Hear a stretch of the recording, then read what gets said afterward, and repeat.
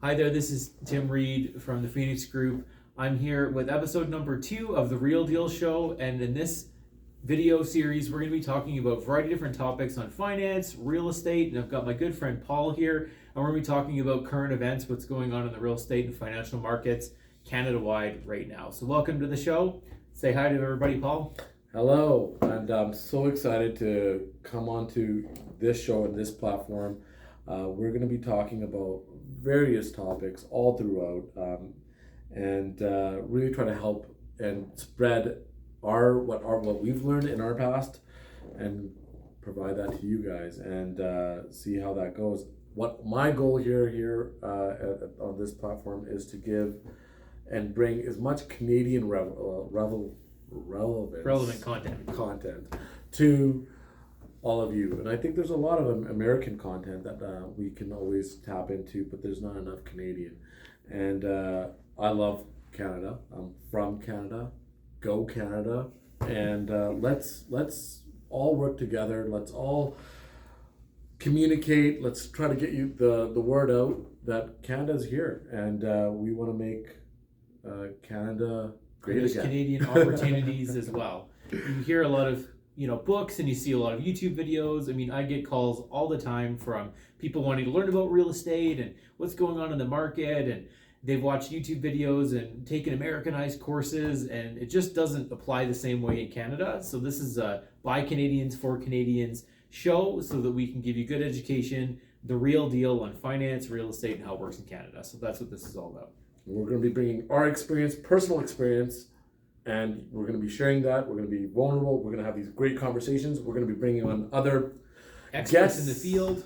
And we want to just keep sharing this and grow this channel.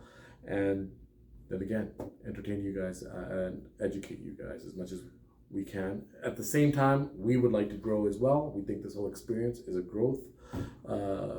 It's another growth factor for us, and that's what we're going to do. And what we'd really love is for you to like and comment, subscribe to the channel, put your questions in, because we want to hear from you. We know what we know, but we learn just as much from people we talk to out in the marketplace. We're always learning, we're always growing every day. So we want to know questions you have, struggles you're going through, so that we can bring on experts to help you with those things and answer from our experience if it's something that we've seen before. I agree. And so there's a whole wide range of topics that we want to cover, and I think what we're going to do is as much as we possibly can over the next course of the day, week, months, years, to bring you as much topics as we possibly can that cover a wide range of business topics, financial, just how you mentioned, and keep going from there. So today I think we're going to talk a little bit about one of the topics on everybody's mind is interest rates, the financial markets. What's going on? What do I do? Should I sell? Should I buy? What's going on? What's going to happen next?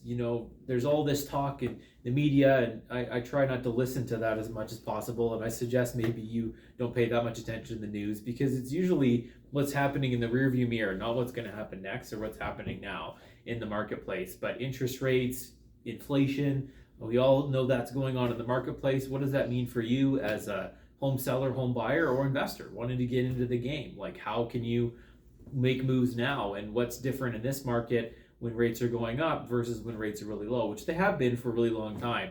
And things are changing because the policymakers worldwide, not just in Canada and in the US, but across the world, are trying to curb inflation, to do what they can with monetary policy to do their best, and that has an impact on business and real estate. So that's one of the things that we're going to talk about today. And Paul was in the financial industry for many years. So what are you seeing, in the market right now for residential interest rates, and what that's done to purchasing power for people in Canada recently? Well, absolutely. Cost of borrowing has gone up now, and that's the reality. That is what the Canadian government. That's a worldwide phenomenon. All the governments all around the world are doing that.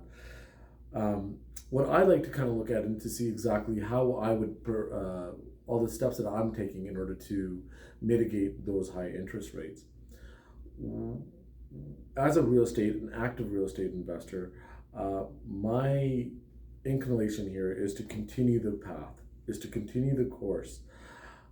If the project did not make sense with higher interest rates, then the project shouldn't have made sense ever. Because if that's the only fundamental that you were looking at, then you were already putting yourself at risk. That deal might have already had problems. Yeah. So as a real estate agent, and I But I don't identify as one. exactly, that's great, and but we can get a lot of information about that. So one of the things that I've seen is that, and when I've looked at any kind of project, we've always looked at the cost of borrowing. The cost of borrowing is a factor, and we always wanted to go a higher cost of borrowing, and we always typically do because your budgets are conservative. As long as your budgets were conservative to get go, then you will be able to weather the storm that's coming ahead. I think that's just one of the elements that you had to look at. If your project made sense with lower interest rates, then it was just a cost of borrowing that you were actually just playing with there. The other part of this is that it depends on what real estate project you're actually doing. If you're building condos,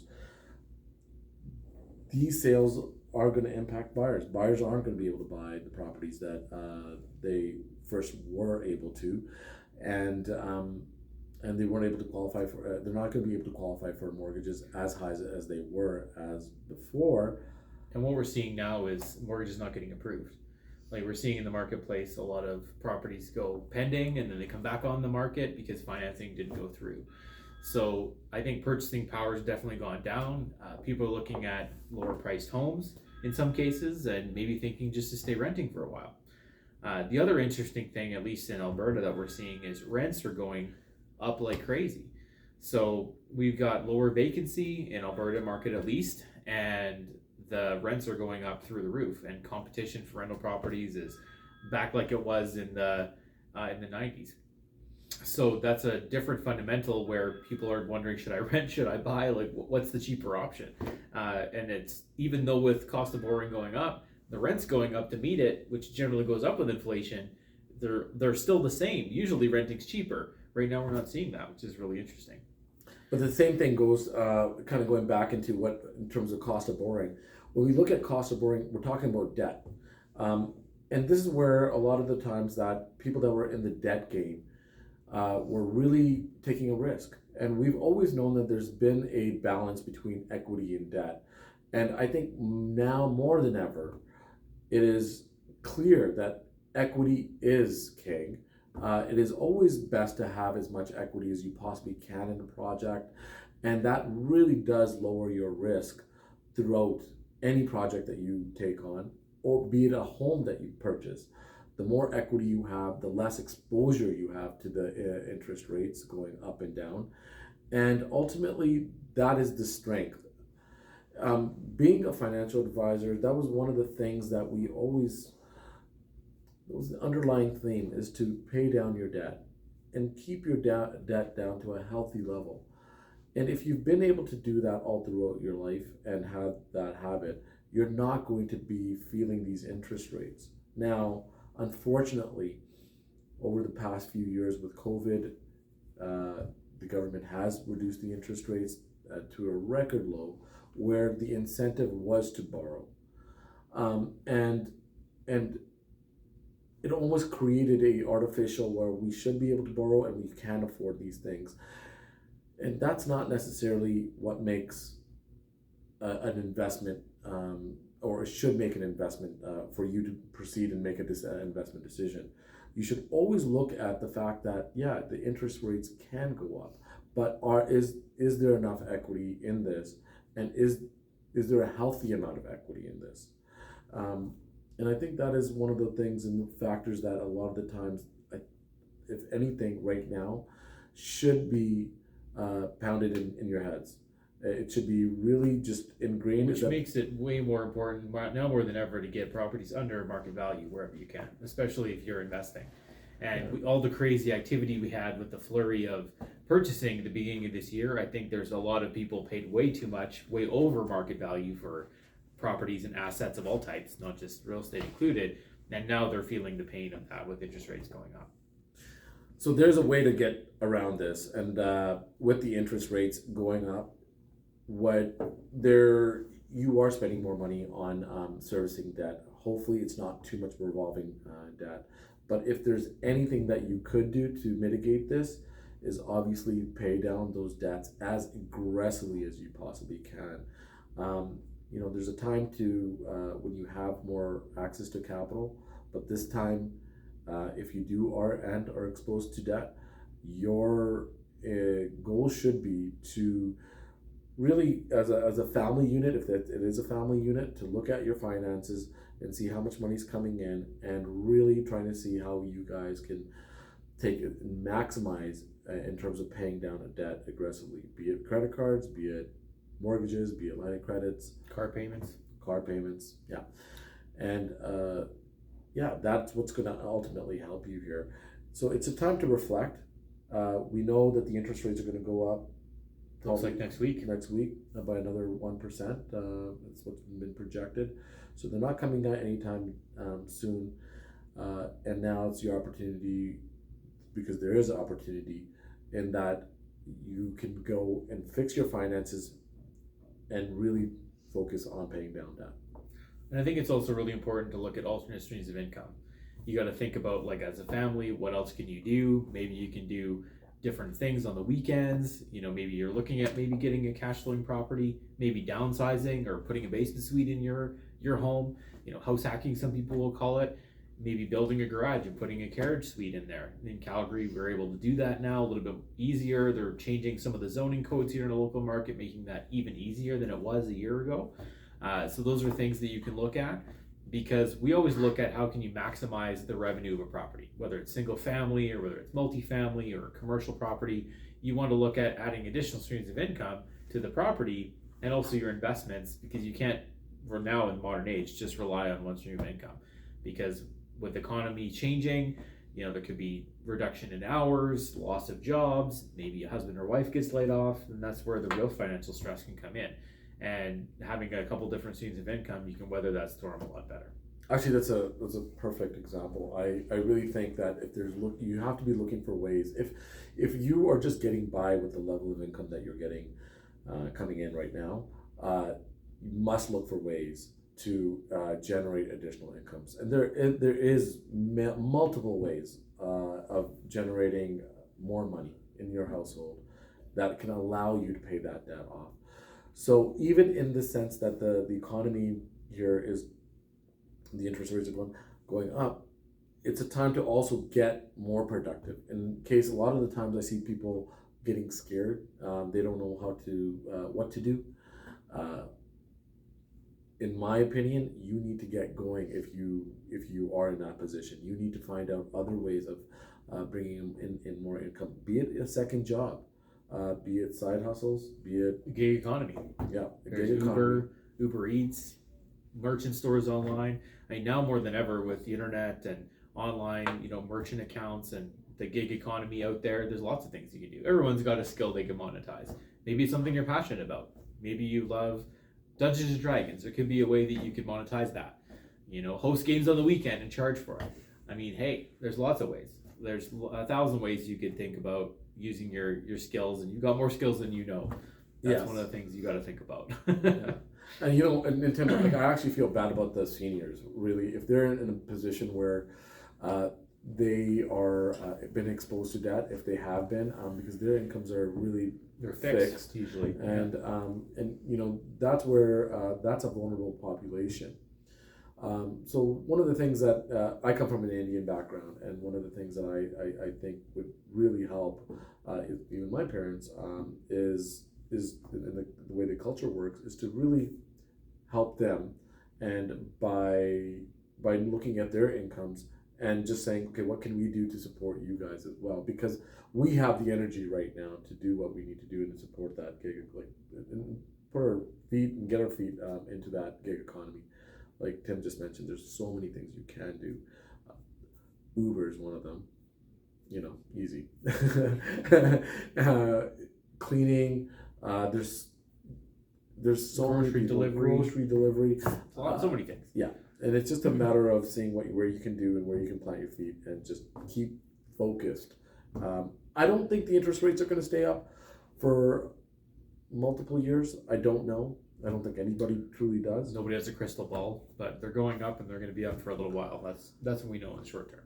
Yeah, and ultimately, if you correct your habit in that, in the sense that if you know the interest rates and you can now act that interest rates are going to continue to go We up, plan around that. plan around it. Yeah. Right. That what we just mentioned before, equity is where your power is going to come from. Ultimately, if you were in a situation where you had no debt, and the people that have no debt right now are not as impacted by any of the interest rates going up just because they didn't have any debt, and that's significant.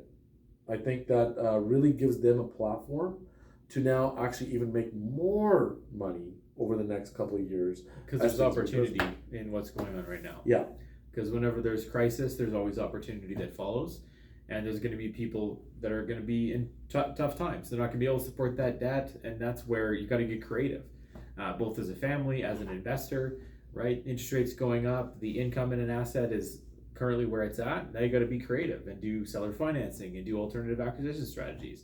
And that's something we're going to probably go into in a different video in great detail. But you got to figure out, how can I acquire the asset differently than I did before? Because there's multiple ways to do that rather than the traditional way, and that's one of the things we actually specialize in. And we love teaching people about that. Absolutely. And I think the other thing that we want to be able to teach people, especially in Canada, I think that a lot of the times when things happen like this, we listen to a lot of the media, we understand that there's a lot of problems that are happening within the economy.